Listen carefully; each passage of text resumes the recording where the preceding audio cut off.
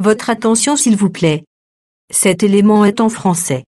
Contactez-nous pour savoir s'il est aussi disponible en la langue de votre préférence. Veuillez aussi noter qu'il est en audio uniquement, dépourvu de ce fait d'image originaire. À présent, nous vous convions à suivre, depuis christequality.com et evangileeternel.com, la rubrique Bible mot à mot, ou l'explication prophétique de toute la Bible, livre par livre, chapitre par chapitre, verset par verset, mot à mot. Elle est présentée aujourd'hui par le Dr Alain Zuzi Condé, ministre de l'Évangile éternel. Tous les enseignements du Dr Alain Zuzi Condé sont disponibles sur christequality.com/alaincondé.html. Bonne édification au nom de notre commun Seigneur et Dieu Jésus-Christ. Amen. Que le Seigneur Jésus-Christ vous bénisse. Nous sommes là pour la continuité de notre message sur la Bible mot à mot. Et nous sommes toujours dans les livres d'Apocalypse. Aujourd'hui, par la grâce de Dieu, nous débutons par l'Apocalypse chapitre 13. Là, nous prenons d'abord le verset 1 à 10. Parce qu'ici, nous parlerons sur la bête qui monte de la mer et la bête qui monte de la terre. Mais nous prenons d'abord la bête qui monte de la mer. Apocalypse 13, 1 à 10. Puis j'ai vu monter de la mer une bête qui avait 10 cornes et 7 têtes, et sur ses cornes 10 diadèmes, et sur ses têtes des noms de blasphème. La bête que je vis était semblable à un léopard. Ses pieds étaient comme ceux d'un ours, et sa gueule comme une gueule de lion. Le dragon lui donna sa puissance et son trône et une grande autorité. Et je vis l'une de ses têtes comme blessée à mort, mais sa blessure mortelle fut guérie. Et toute la terre était dans l'admiration derrière la bête. Et ils adorèrent le dragon parce qu'il avait donné l'autorité à la bête. Ils adorèrent la bête en disant qui est semblable à la bête et qui peut combattre contre elle. Et il lui fit donner une bouche qui proférait des paroles arrogantes et de blasphème. Et il lui fit donner le pouvoir d'agir pendant 42 mois. Et elle ouvrit sa bouche pour proférer des blasphèmes contre Dieu, pour blasphémer son nom et son tabernacle et ceux qui habitent dans le ciel. Et il lui fit donner de faire la guerre aux saints et de les vaincre. Et il lui fit donner autorité sur toute tribu, tout peuple, toute langue et toute nation. Et tous les habitants de la terre l'adoreront, ceux dont le nom n'a pas été écrit de la fondation du monde dans les livres de vie de l'agneau qui a été immolé. Si quelqu'un a des oreilles, qu'il entende. Si quelqu'un mène en captivité, il ira en captivité. Si quelqu'un tue par l'épée, il faut qu'il soit tué par l'épée. C'est ici la persévérance et la foi des saints. Que le Seigneur Jésus-Christ vous bénisse. Ok. Remarquons dans l'écriture que nous venons de lire, par la grâce de Dieu, nous allons parler premièrement sur la bête qui monte de la mer. Ok. Regardons premièrement quand on parle de la mer, La mer, c'est au troisième jour de la création visible. Au troisième jour de la création visible, le Seigneur rassemblera des eaux. Il a ordonné aux eaux de se rassembler pour que la terre sorte. Et les eaux qui se sont rassemblées, Dieu les a donné un nom. Et le nom qu'il a donné aux eaux rassemblées, c'était la mer. C'est-à-dire, mer veut dire amas d'eau, c'est-à-dire les eaux rassemblées. Et remarquez, dans Apocalypse chapitre 17, le verset 15,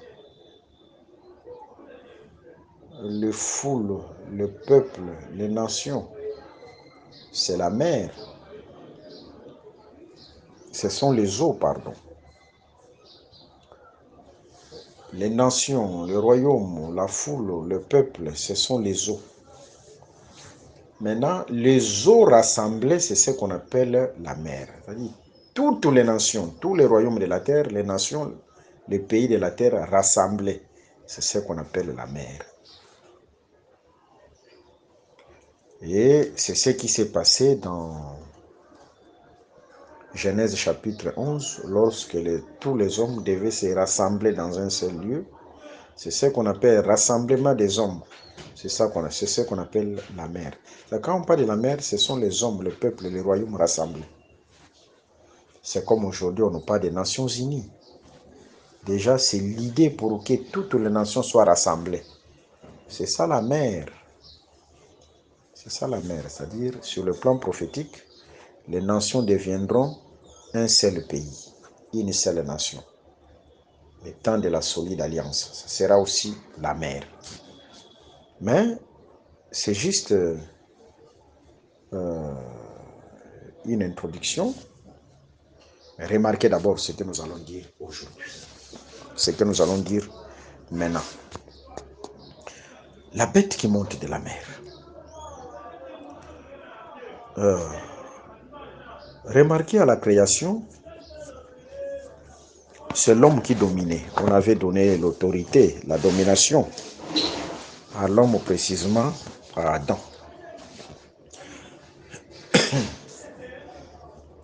C'est Adam qui était la tête de toutes les créatures.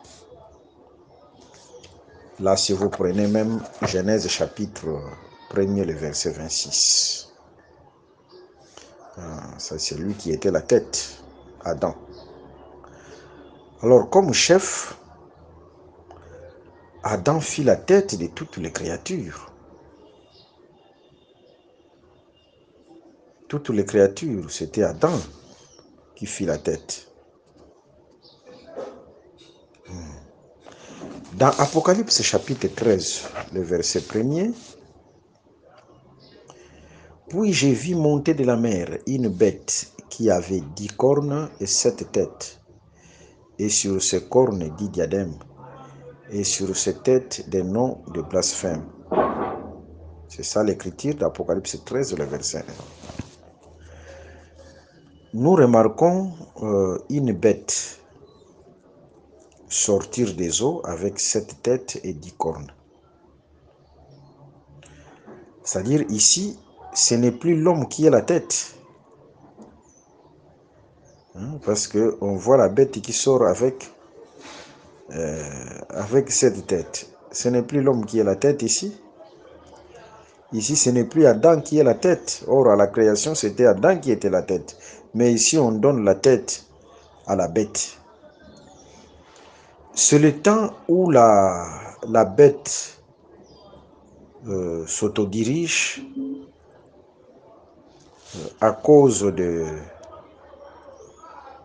la puissance, la force, la corne qui lui est donnée. Parce que la corne symbolise la force, la puissance.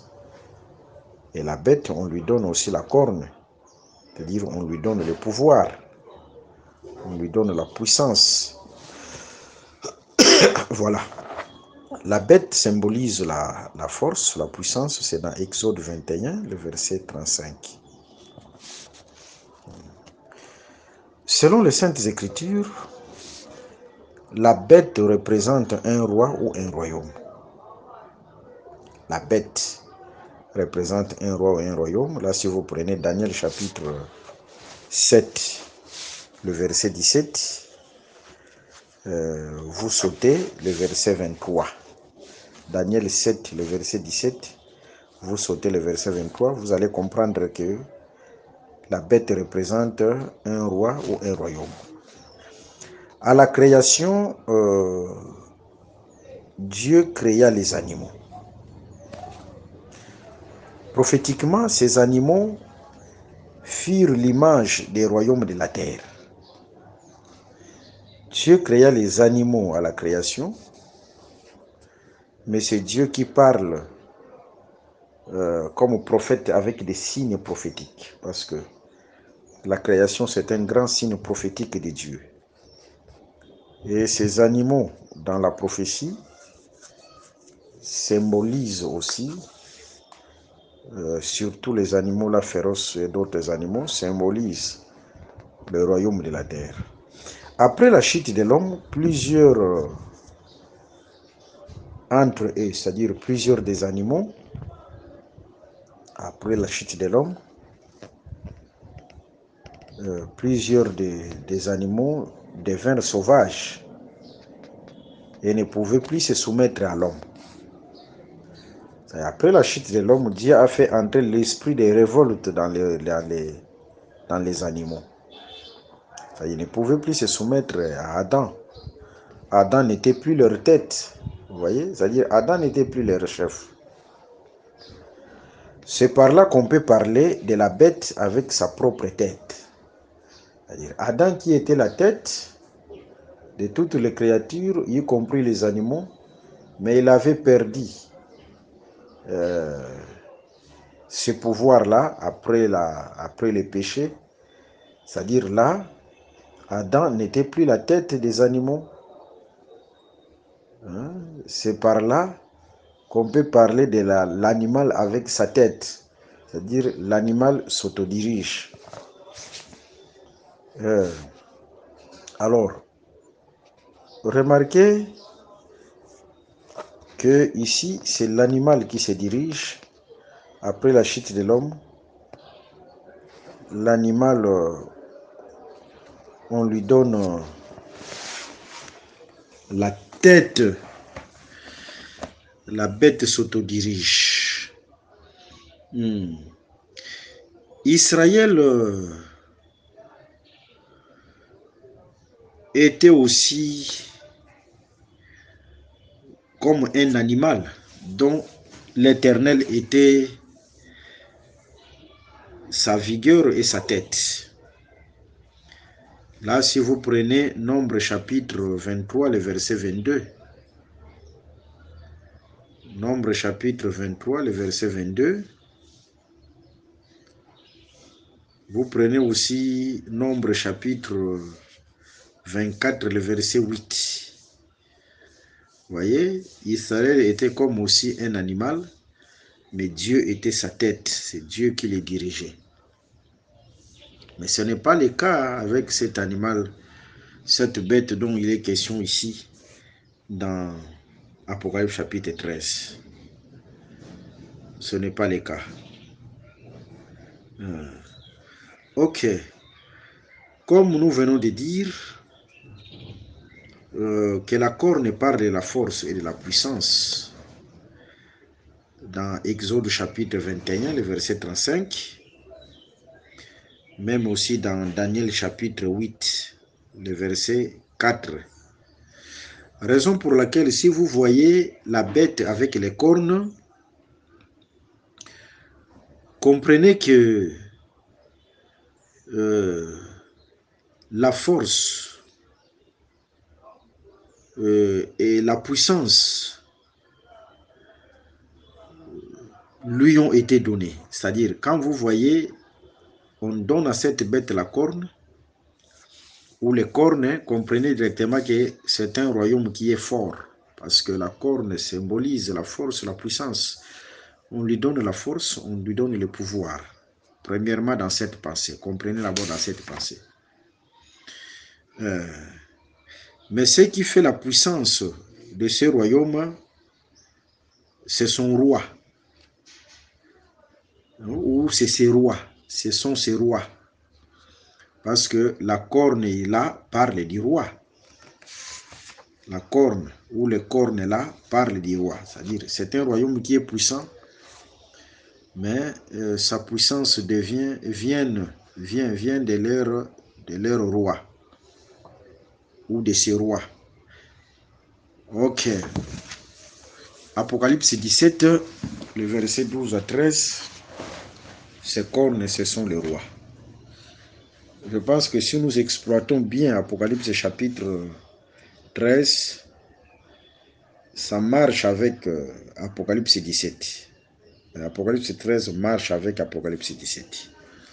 Je pense qu'en Apocalypse 17, on n'aura pas vraiment à dire.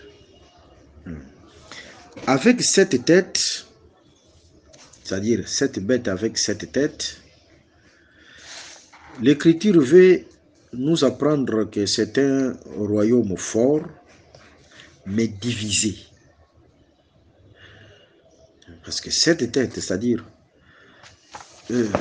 une bête peut avoir 7 têtes ou une personne peut avoir plusieurs têtes. Si vous avez plusieurs têtes, c'est-à-dire, vous êtes divisé. Vous n'avez pas la même vision. Il n'y a pas la même vision.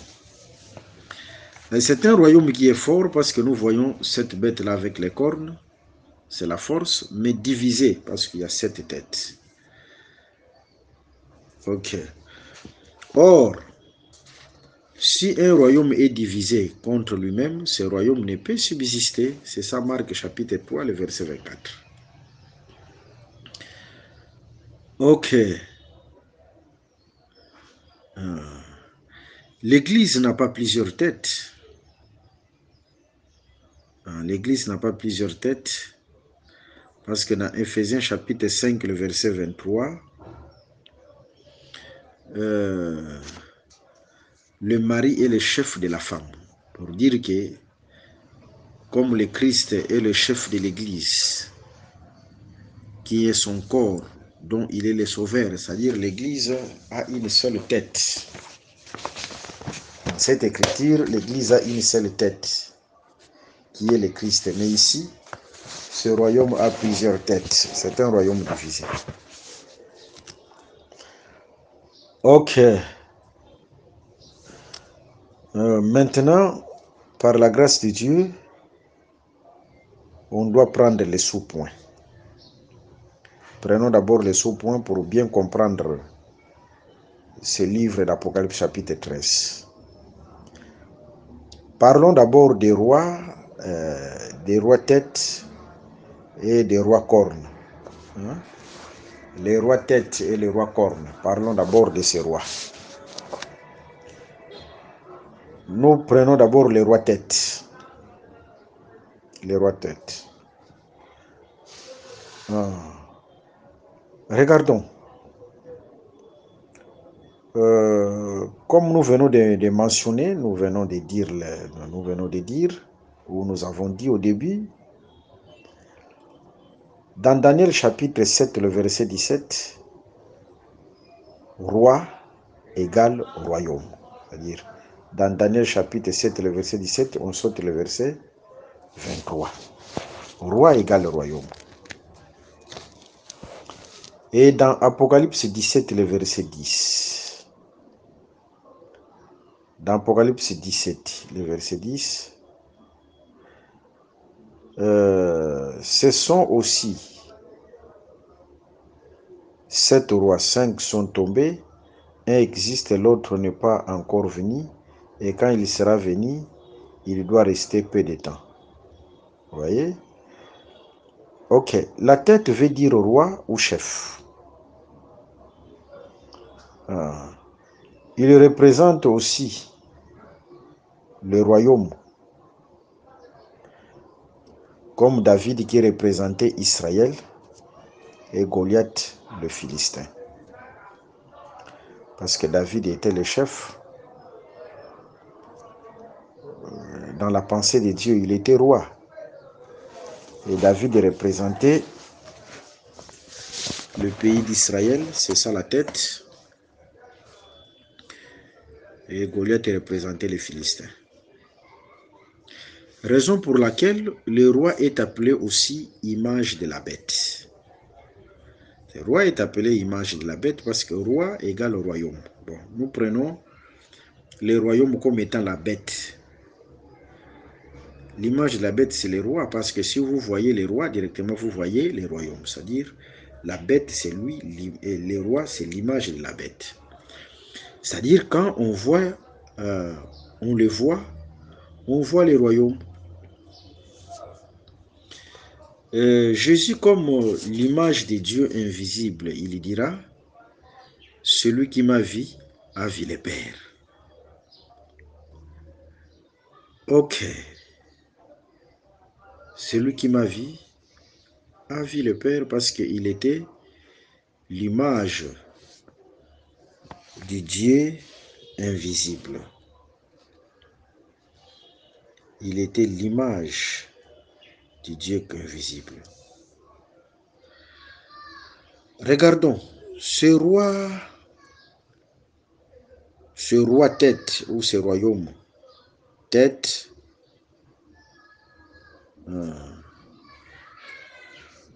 n'ont pas le pouvoir ou ne règnent pas à la même époque que les cornes.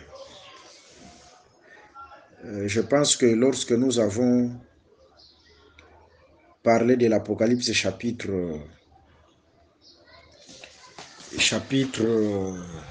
12, nous avons aussi touché ça, disant que dans Apocalypse chapitre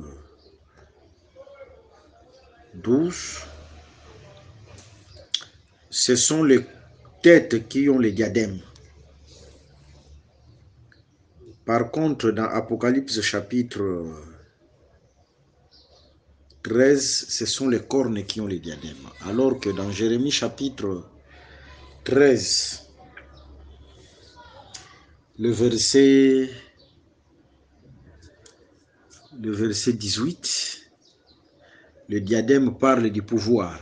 Alors, si vous voyez cette différence-là, il y a un temps où les cornes portent les diadèmes, là les têtes portent les diadèmes, là les cornes n'en portent pas. Et il y a un autre temps où les cornes qui portent, mais là les têtes ne portent pas, c'est-à-dire ces rois ne régneront pas au même moment. Il y aura d'abord les rois têtes qui vont régner et après les rois cornes régneront après. Voilà, parce que la bête a la tête, parce qu'elle s'autodirige, mais cette tête, c'est un royaume aussi qui est divisé. Et là aussi les cornes. Voilà pourquoi nous sommes obligés de toucher toutes ces choses, parce que dans Apocalypse chapitre 13, ce sont les cornes qui portent les diadèmes. Voilà un peu, là, juste une comparaison faite entre Apocalypse 12, le verset 1 à 4, par rapport au diadème, et Apocalypse chapitre 13, le verset 1er, par rapport au diadème, pour préciser que ne régneront pas ces rois, cornes et têtes ne régneront pas au même moment. Alors, dans Apocalypse chapitre 12 aussi, les versets 1 à 4, la bête qui a 7 têtes et 10 cornes est appelée le dragon. Alors que dans Apocalypse chapitre 12, le verset 9, ce dragon-là est appelé le diable, c'est-à-dire Satan.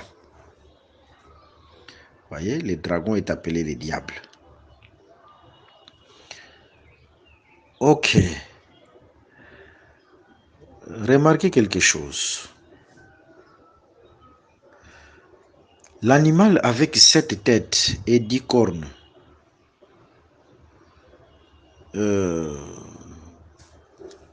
en lui, on voit les lions, l'ours et les léopards.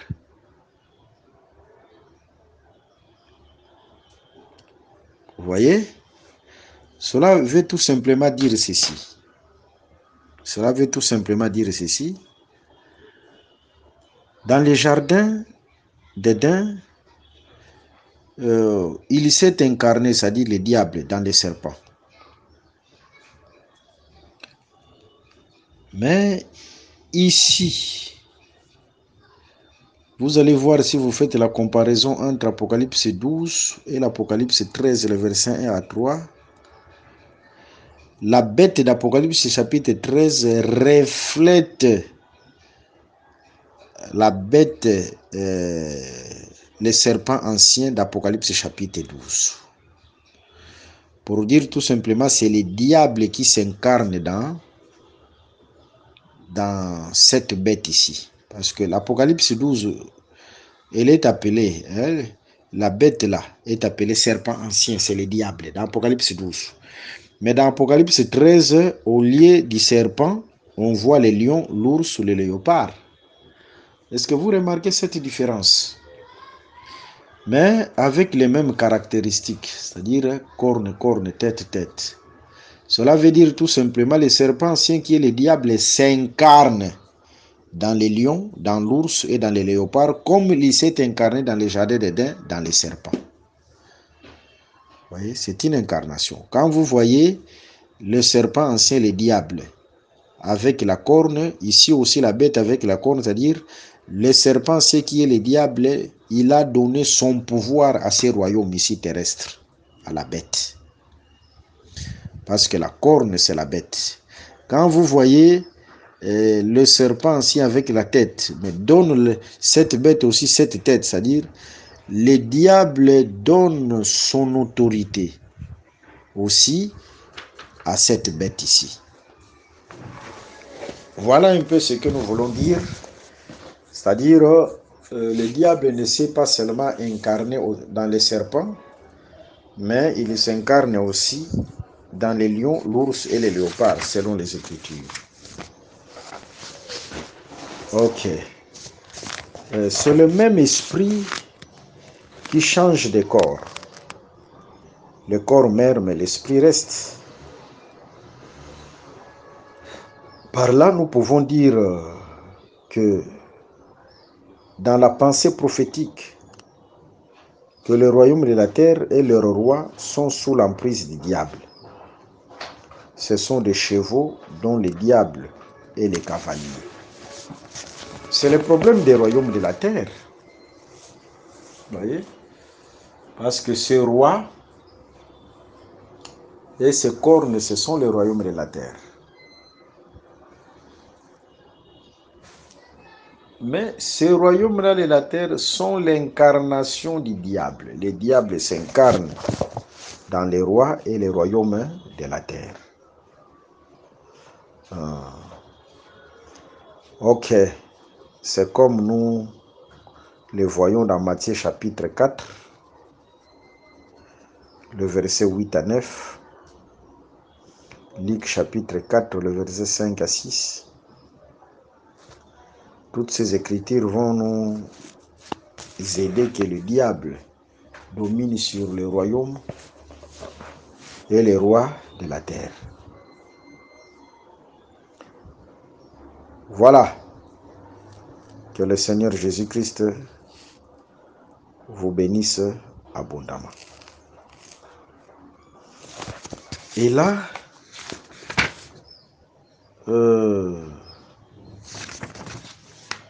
nous venons de décrire un peu ou faire la comparaison entre Apocalypse chapitre 12 et Apocalypse chapitre 13. Je pense qu'on peut directement toucher les 7 têtes Les 7 têtes parlent de montagnes ou de rois. Dans Apocalypse chapitre 17, le verset 9 à 10. Dans Apocalypse 17, 9 à 10, nous remarquons que ces 7 têtes parlent de montagnes ou 7 têtes ou 7 montagnes. Apocalypse chapitre 17, le verset 9 à 10.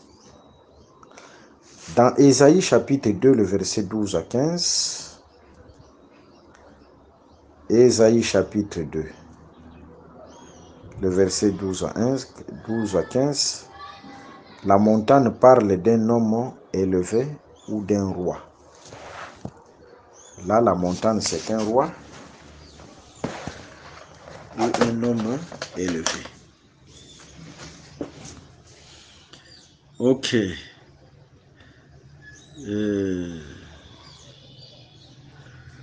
Et dans Daniel chapitre 17, Daniel chapitre 7, le verset 17, nous sautons le verset 23, c'est une écriture qui revient.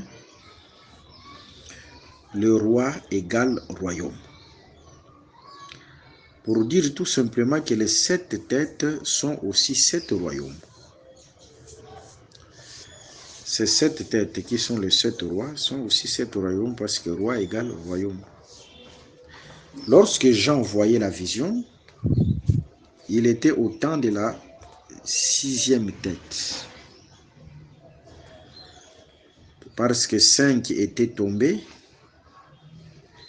et une devait venir. Apocalypse chapitre 17, le verset 10. La bête qui était et qui n'est plus réapparaîtra pour être la 8e tête ou 8e roi. Ça, dans Apocalypse chapitre 17, le verset 11. Les 5 qui sont tombés sont les 5 royaumes qui ont dominé sur Israël en particulier et sur les nations en général. Il s'agit de l'Égypte, la Syrie, la Babylonie, la Médo-Perse et la Grèce. Ce sont 5 qui sont tombés. 5 rois qui sont tombés. Vous voyez? C'est l'Égypte, la Syrie, la Babylonie, la Médo-Perse et la Grèce. Ok, là je peux donner des écritures par rapport à ces royaumes. Si on parle de l'Égypte, Exode chapitre 20, le verset 1 à 2. La Syrie, Ésaïe chapitre 10, le verset 5 à 15.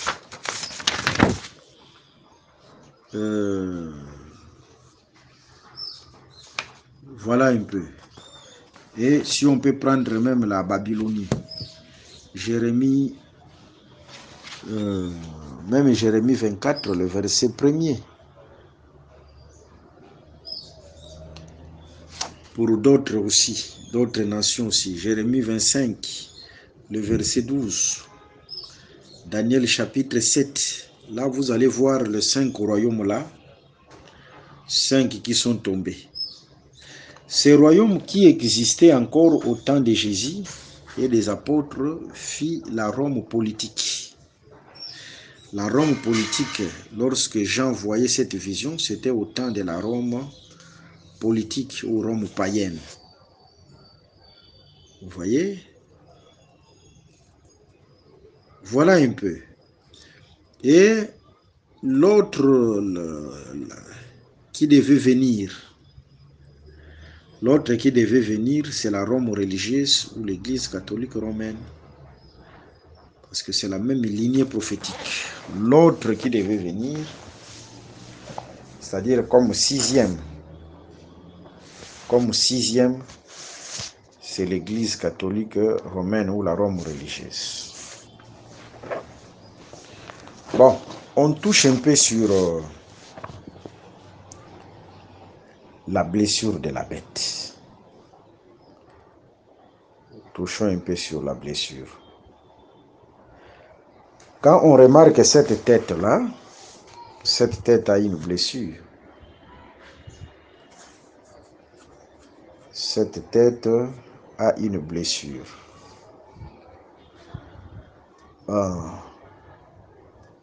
Ici, la tête qui a une blessure parce que cette tête-là, ce sont le roi ou le royaume de la terre. La tête là qui a une blessure, c'est Rome païenne ou Rome politique. On prend Daniel chapitre 7, le verset 7. Daniel 7, le verset 7. Ok. On compare aussi Apocalypse 13, le verset 1er. Cette blessure n'est rien d'autre que la chute de la Rome païenne ou de la Rome politique. Vous voyez, la chute de la Rome païenne pour que le diable s'incarne dans Rome religieuse.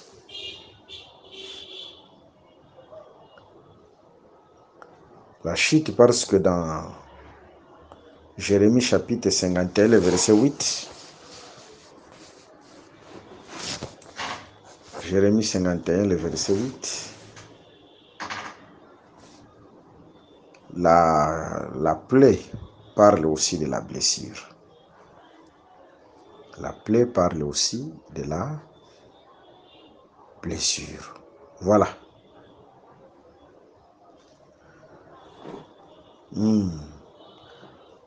C'est ça un peu ce qu'on pouvait dire par rapport à cette blessure-là. Par rapport à cette blessure. Il fallait que Rome païenne tombe pour que Rome religieuse vienne. Rome religieuse, en d'autres termes, c'est la bête qui agit dans les mystères. C'est 2 Thessaloniciens chapitre 2, le verset 7. C'est ça Rome religieuse. C'est ce qu'on appelle le mystère de l'iniquité. C'est ça Rome religieuse. Ok. Si vous prenez 2 Thessaloniciens chapitre 2, le verset 7. Ou 2 Thessaloniciens chapitre 2, le verset 7 à 8. Verset 7 à 8. Car le mystère de l'iniquité agit déjà, il faut seulement que celui qui les retient encore ait disparu. Et alors paraîtra l'impie que le Seigneur Jésus détruira par le souffle de sa bouche et qu'il anéantira par l'éclat de son avènement. Celui qui les retient encore,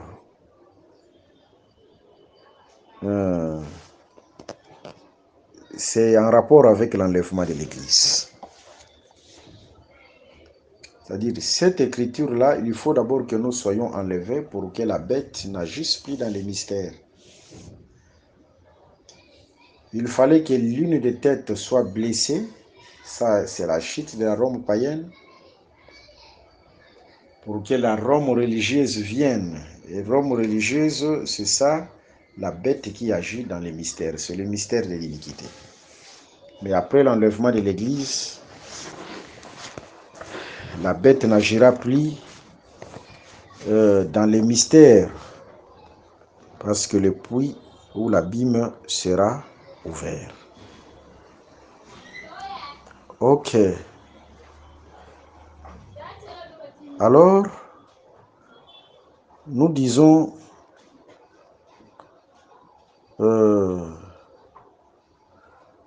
nous avons vu les 5 qui sont tombés. Un existe. Vous voyez, je parle du royaume. 5 qui sont tombés, on peut compter ensemble. c'est l'Égypte, la Syrie, la Babylonie, Médo-Perse, la Grèce. Ce sont 5 qui sont tombés. C'est-à-dire le 6e, c'est Rome païenne, ou Rome politique. Parce que quand Jean voyait cette vision-là, c'était au temps des 6e, mais 5 sont tombés. Et 7e sera qui? 7e, c'est la bête qui agit dans les mystères, parce que c'est le même esprit. C'est l'Église catholique romaine. Il prend la forme de la religion. Ça sera 7e. Maintenant, après l'enlèvement de l'Église, la bête réapparaîtra. Maintenant, elle sera 8e. C'est ça, 8e. C'est-à-dire 7 têtes. 7 têtes, l'Égypte, la Syrie, Babylonie, Médo-Perse, Grèce, Rome politique, Rome païenne et Rome religieuse. Ce sont 7. Ce sont ces 7 têtes. Alors, la bête sera 8e. Là, nous sommes dans Apocalypse chapitre 17. La bête qui était blessée réapparaîtra. Réapparaîtra, c'est après l'enlèvement. Parce que ce que vous devez savoir, que cette 6e bête-là, comme la tête qui était blessée Rome païenne, la Rome, c'est l'Europe. C'est un grand royaume qui sort de l'Europe. Par contre, l'Égypte, c'est l'Afrique. La Syrie, la Babylonie, Médo-Perse, c'est l'Asie. Vous prenez Rome, c'est l'Europe. Vous voyez? Après Rome païenne et Rome religieuse, c'est la bête qui agit dans les mystères. Mais après l'enlèvement, la bête qui était blessée, c'est-à-dire Rome païenne, réapparaîtra. Cela doit nous interpeller. C'est-à-dire, cette écriture veut tout simplement nous dire. Cette écriture veut tout simplement nous dire. Je prends Apocalypse chapitre 17, le verset 11 à 13. Et la bête qui était et qui n'est plus, c'est la chute de Rome païenne. C'est ça la tête blessée. Elle-même, un 8e. Elle-même, un 8e roi. Et elle va réapparaître. Elle va réapparaître comme 8e roi. La réapparition dont il est question ici, ça sera après l'enlèvement de l'Église. Ça sera après l'enlèvement de l'Église. Voyez? Cela veut tout simplement dire que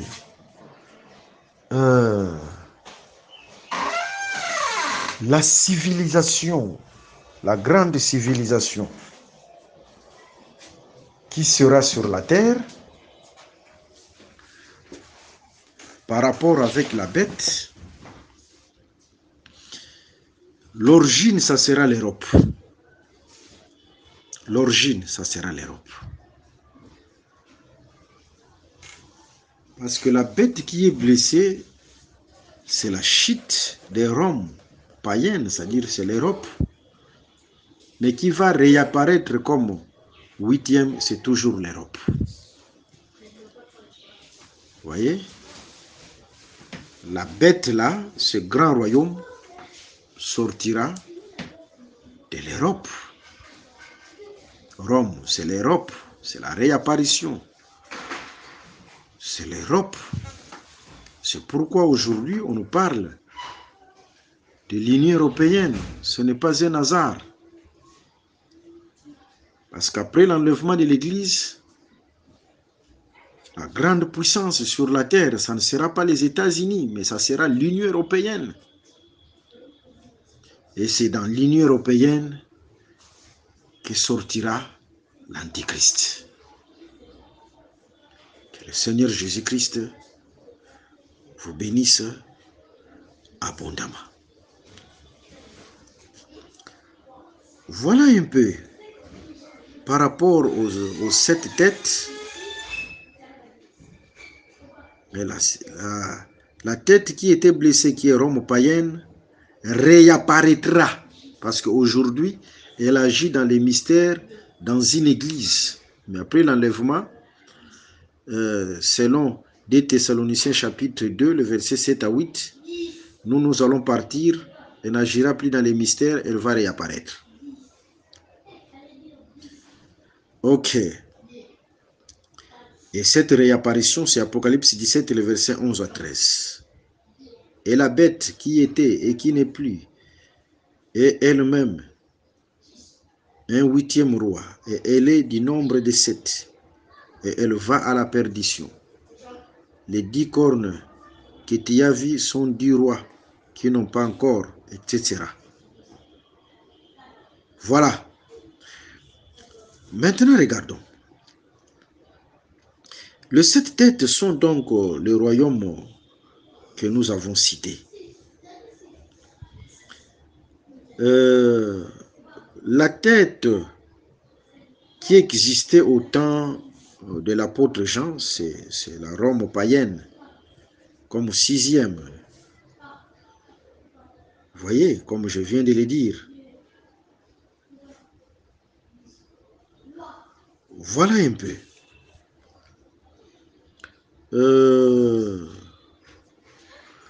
Beaucoup de choses à dire là-dessus. Par la grâce du Seigneur. Il y a d'autres choses qu'on ne veut pas reprendre parce que dans les séances passées, on avait donné les détails sur plusieurs choses. Mais seulement retenez que dans les Écritures, roi égale royaume. Les 7 têtes, ce sont les 7 royaumes que le diable avait utilisé, ou que le diable a utilisé. Parce que le diable utilise les royaumes de la terre, il utilise les rois de la terre. Et ces royaumes-là, que le diable a utilisé au temps des gens, 5 étaient déjà tombés, nous avons cité les 5, mais le 6e royaume, comme tête blessée, c'était Rome païenne ou Rome politique, blessée, c'est-à-dire la chute de la Rome païenne, la chute de la Rome religieuse, et la bête s'est incarnée dans la Rome religieuse, la chute de la Rome politique, la chute de la Rome païenne, et après, elle s'est incarnée dans Rome religieuse. Rome religieuse, c'est le mystère de l'iniquité dont a parlé 2 Thessaloniciens chapitre 2. Voilà. C'est le mystère de l'iniquité. Maintenant, Rome païenne, Rome religieuse, c'est 6e. Rome politique, Rome païenne, c'est 6e. Rome religieuse, c'est 7e. Mais après l'enlèvement de l'Église, Rome aussi va réapparaître. Il va réapparaître, c'est-à-dire la blessure mortelle doit être guérie. La blessure mortelle être guérie, c'est-à-dire c'est la réapparition. Mais Rome, c'est un empire, c'est un royaume de l'Europe. Pour dire, après l'enlèvement de l'Église, l'Antichrist sortira de l'Europe parce que le grand royaume qui dominera après l'enlèvement, ce royaume sortira de l'Europe. Ok, ça c'est concernant les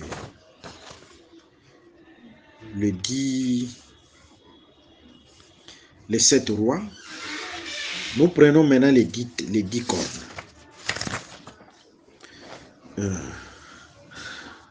Bon, on ne peut pas parler de cornes ou de la corne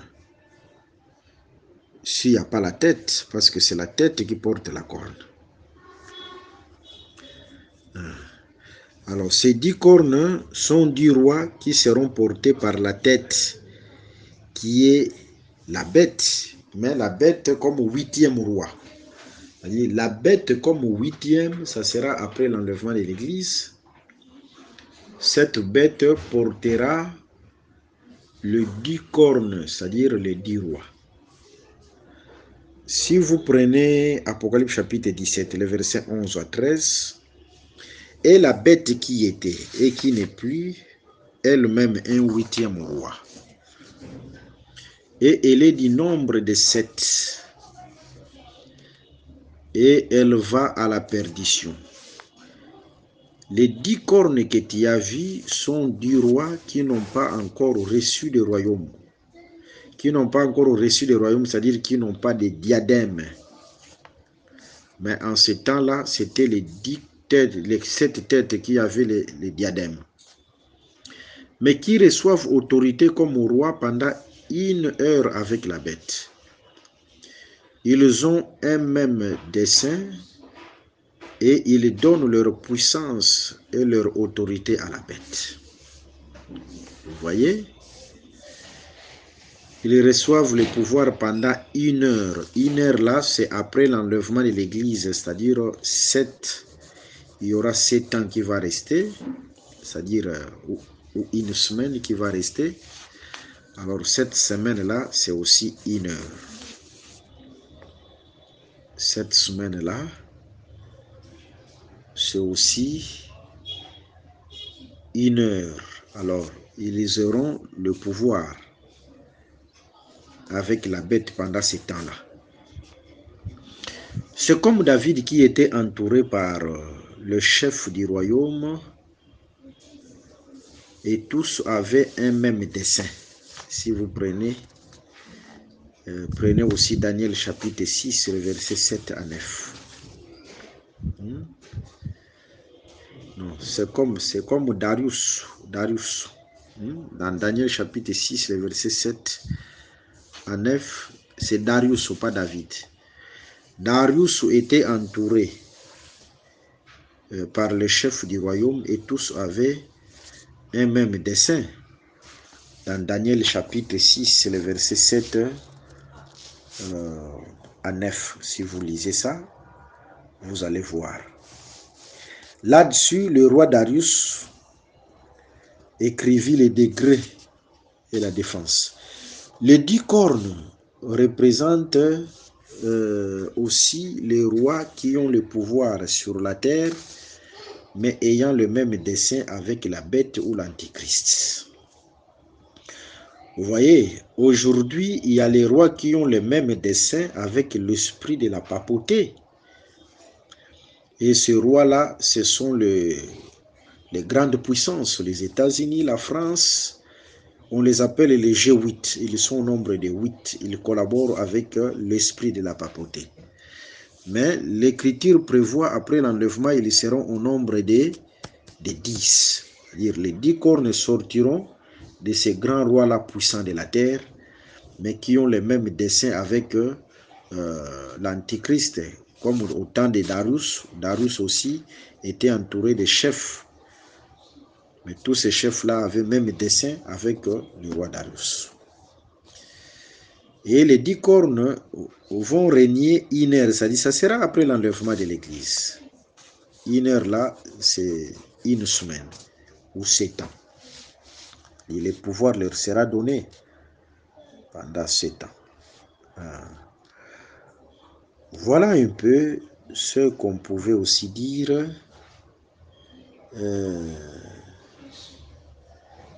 par rapport à ça. Il n'y a rien de nouveau sous le soleil.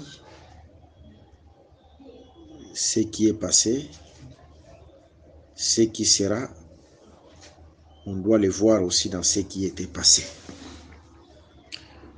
Ok.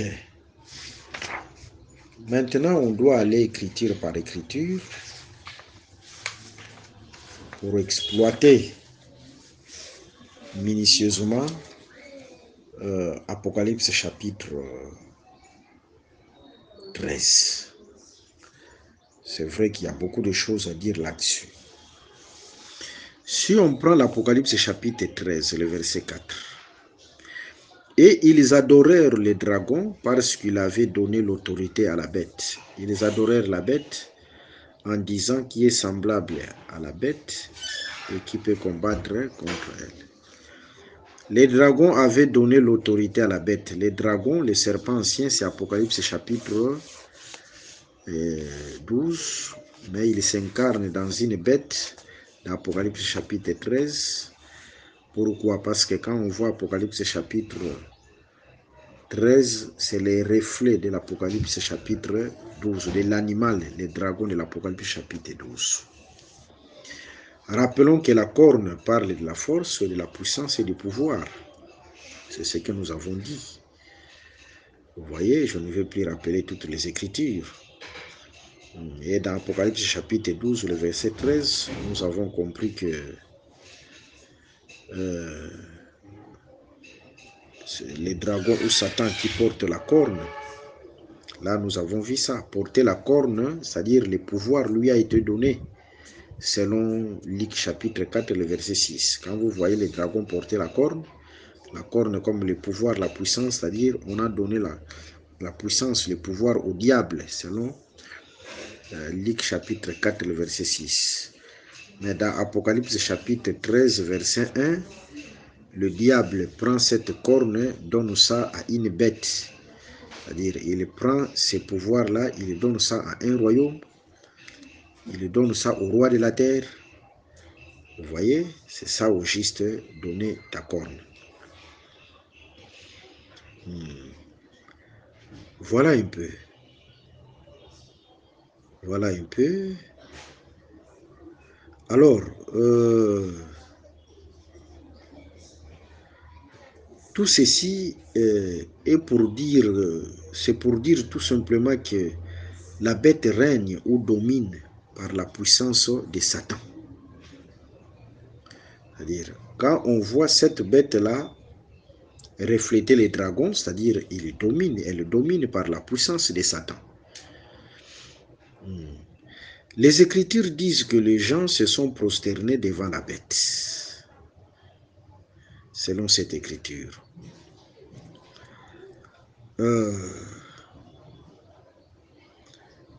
Ok, il y a même une question qu'on a posée, celle de savoir qui est comme la bête et qui peut la combattre. S'agissant de cette question, qui est comme la bête et qui peut la combattre, Dieu a prévu Zorobabel, parce qu'ici, la bête devient semblable à une grande montagne, une tour élevée, une muraille fortifiée. Il faut que Zorobabel vienne, selon Zacharie chapitre 4, le verset 7, qui est une grande montagne devant Zorobabel, tu seras aplani. Maintenant, à cause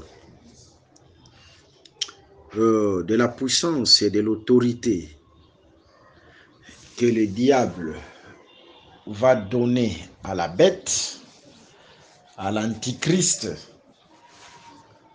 par cette puissance du diable qui sera incarnée en lui, les gens de la terre vont l'adorer. Il sera objet d'adoration de gens de la terre. Et nous disons, le temps de l'adoration viendra précisément la deuxième moitié, parce qu'à la première moitié, il viendra comme enseignant pour séduire toute la terre, mais la deuxième moitié, on lui donnera la poussière pour nourriture. C'est comme le serpent, quand il est venu devant la femme, premièrement, il devait enseigner et après, on lui donnera la poussière pour nourriture. Voilà. L'Apocalypse chapitre 13, le verset 5. Et il lui fit donner une bouche qui proférait des paroles arrogantes et des blasphèmes. Et il lui fit donner le pouvoir d'agir pendant 42 mois. La bouche ici, c'est le faux prophète. Parce que dans Exode chapitre 4, le verset 16. Moïse ne connaissait pas, ne savait pas parler, mais on lui donnera la bouche. Cette bouche, c'était Aaron. Et dans Exode chapitre 7, le verset 1er, Aaron, c'est le prophète. C'est-à-dire la bouche, c'est le prophète. Et quand on donne à la bête la bouche, c'est-à-dire on lui donne le faux prophète. On lui donne le faux prophète et cela se fera à la première moitié. Ça se fera à la première moitié. C'est pourquoi il est écrit, lui faut donner le pouvoir d'agir pendant 42 mois, c'est-à-dire 3 ans et demi. Il va prophétiser à la première moitié pour séduire les gens de la terre. Voilà. Il séduira les habitants de la terre. Là, c'est Apocalypse au chapitre 13, le verset 5. Que le Seigneur Jésus-Christ vous bénisse. On a déjà fait à peu près 1 heure.